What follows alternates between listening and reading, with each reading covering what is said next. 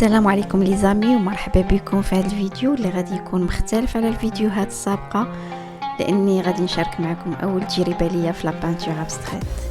في الحقيقه كانت تجربه زوينه بزاف، لاني تعجبني نلعب لي كولور، ميلونجي لي كولور، وفي نفس الوقت ما كنتش عارفه ولا متاكده من النتيجه اللي غادي تخرج ليا.